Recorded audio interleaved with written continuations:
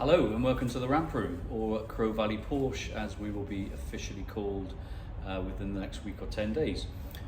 We're going to serve you an update on the cheapest driving 911 in the universe in a few moments. Been a little while since we've had a video. I appreciate that it's been too long and I apologise. I've been very busy in the workshop. So we haven't really had an awful lot to update you on as we hadn't done a lot of work on the car. But as we take you outside now, because the car is off the ramp, it drove outside under its own steam. Still a few issues to sort out, as we'll show you. But it's outside in the sun, so hopefully you're going to stay with us for the whole video and we're going to give you a full update on the car. So to keep the suspense going a little bit longer before we go outside and look at the car, we're going to give you a cost update. So I think where we got to last time was the total was 5874.84. That was the car, the delivery, gear cable, which was the only reason why the car wasn't driving, gearbox service, which wasn't really necessary, but somebody had made an interesting job of trying to extract some of the bolts. And that got us to 5874.84.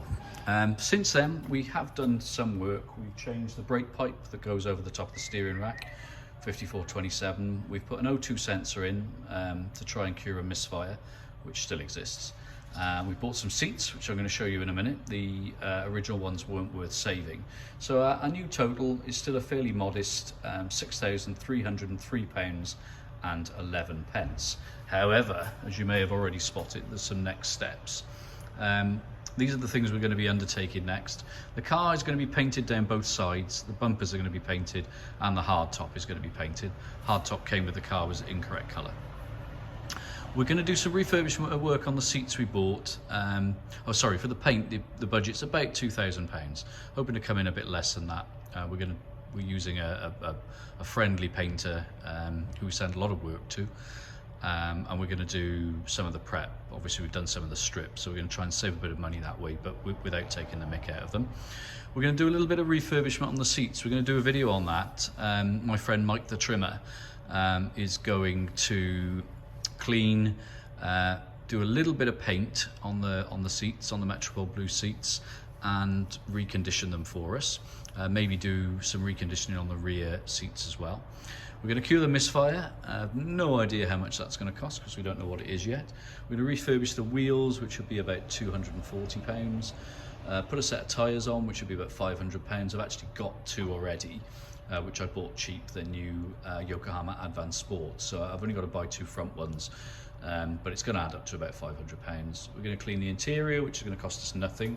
We're going to pull all the carpets out, deep clean them, make it smell nice in there.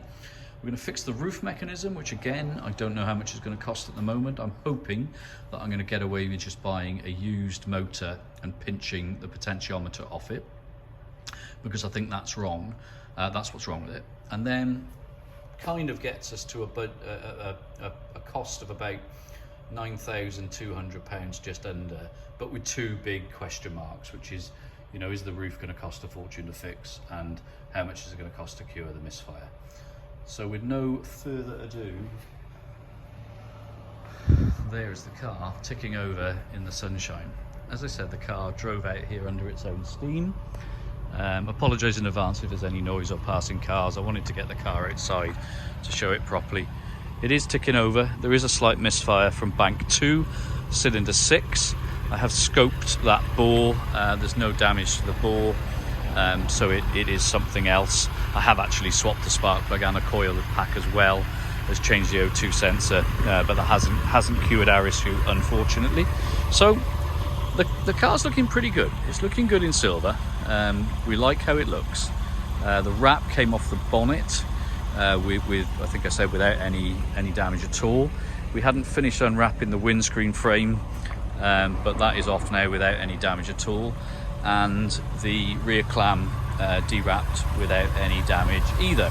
So the paint is going to be both sides of the car, the hard top, and both bumpers at the moment is where we are. Wheels are going to be refurbed. I was going to put some 18-inch turbo twists that I got in stock on, but I'm not. I'm going to keep the cab completely standard.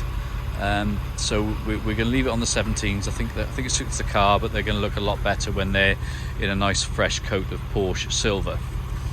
Moving to the inside of the car, I mentioned that we bought some seats. I've revealed the fact that we haven't quite finished dewrapping it. There's some awkward little bits we haven't got to yet. I think I'm actually going to take the doors off to finish that. Yeah, so the seats weren't worth saving. They'd gone very hard and crusty, and had cracked quite badly, and there's a big rip in the front. The driver's isn't too bad, but it's still very hard, and I was put onto some relatively cheap Metropole blue seats, so we thought we'd buy those and have done with it. The rear ones, although it's ruched or ruffled leather in the back, are in fairly good condition, so I think we're going to leave those as is. We've got the motor, the roof mechanism apart at the moment. We've taken the arms off the actuators, the cylinders, in order to get the roof up and see what it was all about. The roof is actually in pretty good condition, so we're gonna leave that alone, give it a clean,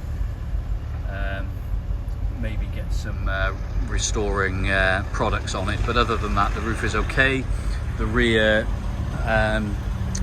window needs a bit of a polish, but other than that, it's pretty good. Engine bay needs a really good clean, but other than the misfire, it runs smoothly.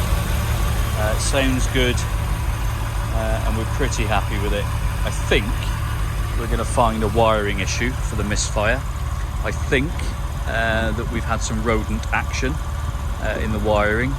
My only concern is that it may take dropping the engine to work out exactly what the problem is. I found a mice nest underneath the plenum, which I've managed to vacuum out before I started the car, so there was no risk of it stinking the car out or even catching fire. But I have a feeling that the misfire, the emissions related misfire on cylinder 6 may be a wiring issue, because I've still got no voltage to my O2 sensor on bank 2.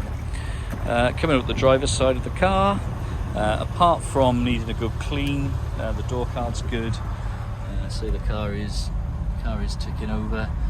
There's mileage on there, 77,074 miles. Apart from needing a good clean, the steering wheel, the dash, the carpets, and everything related is in pretty good condition. We're going to go back into the workshop now, leave the car ticking over outside, and just sort of seeing if it's going to spring any water leaks or spring any surprises. Oh, one thing I didn't put on the costings is the headlight refurbishment. I'm actually going to pay somebody to do that. We've got a guy around the corner, the same guy that's going to paint the car, who does an absolutely amazing job of refurbishing and recoating the headlights so that they last. They really do make the car pop. So he's going to be asked to do those as well. So back into the workshop. We see where the car's been languishing for the last few months on a 4-post wheel alignment ramp. So we bought a pair of seats for the car. I'm really happy with them. Although they're on the driver's seat, unsurprisingly, there's a little bit of wear, not nearly as much as I expected. I kept my expectations low. There's no rips, there's no damage on the seats at all. The passenger seat's lovely, very little to say about it. The leather is soft and supple, unlike the ones in the convertible. I think these are out of a coupe, but they are the same seats on these cars, coupe to convertible. And then the other thing we've got to show you is the hard top, which came with the car.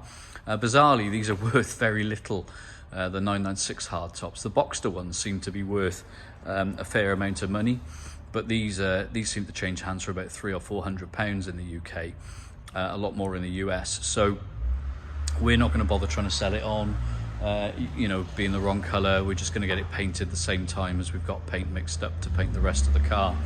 This is a budget build, so with the paint, just to talk you through the sort of last bit about the paint, we are having both sides of the car and the bumpers painted.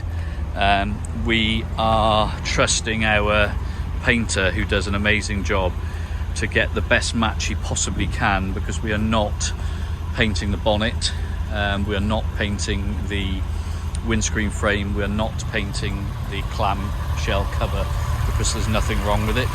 So we, you know, we're putting ourselves in the hands of our fantastic painter Nathan at Walls Auto Spray, who's going to do that job for us, and he's pretty confident, especially with all the changes of angle, that we're not going to have any issue with paint match. So that is where we are today at the ramp room, Crow Valley Porsche. Hope you've enjoyed that update on the cheapest running 911 in the known universe, and I think we'll leave it there for today. Thank you very much.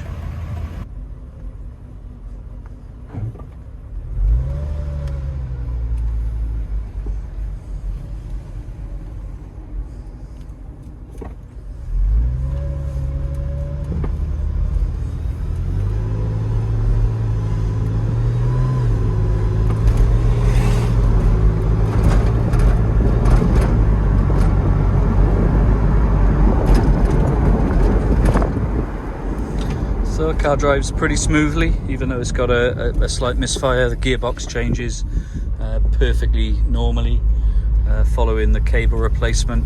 Obviously we did a gearbox service, it didn't actually need one. It would have run fine with just the cable replaced. But the car is running, driving, stopping, starting, rattling because all the trim's undone. But yeah, we're all systems are go. Thanks again for watching, guys, really appreciate it. Have a great weekend and wait for another update video soon. Cheers.